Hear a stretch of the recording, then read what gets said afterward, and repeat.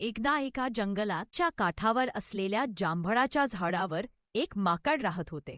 त्याच जंगलात एक मागर आणि त्याची बायको राहत होती. एके दिवशी मगर नदीच्या काठावर येऊन झाडाखाली विसावला. दयाळू माकडाने त्याला काही जांभळे दिली. मागर दुसऱ्या दिवशी आणखी जांभळासाठी परत आला, कारण त्याला जांभळे आवडत होती. जसे जसे दिवस जाऊ लागले तसे मागर आणि माकड चांगले मित्र बनले. एके दिवशी माकडाने मागरीच्या पत्नीसाठी काही फळे पाठवली. तिने जांभळी खाल्ली आणि तिला ती आवडली, पण तिला मत्सर वाटत होता, कारण तिला तिच्या नवऱ्याने माकडासोबत वेळ घालवणे आवडलेले नव्हते.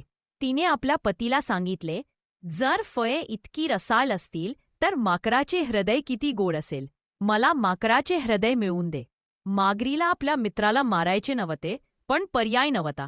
त्याने माकडाला त्याच्या घरी जेवायला बोलावले आणि त्याच्या पत्नीला त्याला भेटायचे आहे असे सांगितले. माकड आनंदी होते, पण पोहता येत नव्हते म्हणून मगरीने त्याला पाठीवर घेतले. आपण माकडाला फसवल्याचा आनंद मगरीला झाला, मात्र बोलताना त्याने माकडाला घरी नेण्याचे खरे कारण सांगून टाकले. हुशार माकड म्हणाले, तुम्ही मला आधी सांगायला हवे होते. मी माझे हृदय झाडावरच ठेवले आहे. आपण परत जाऊन ते घेऊन आले पाहिजे. मगरीने त्याच्यावर विश्वास ठेवला आणि माकडाला पुन्हा झाडाकडे नेले. त्यामुळे हुशार माकडाचा जीव वाचला. बोध मित्रमैत्रिणी निवडताना काळजी घ्या आणि प्रसंगावधान राखा.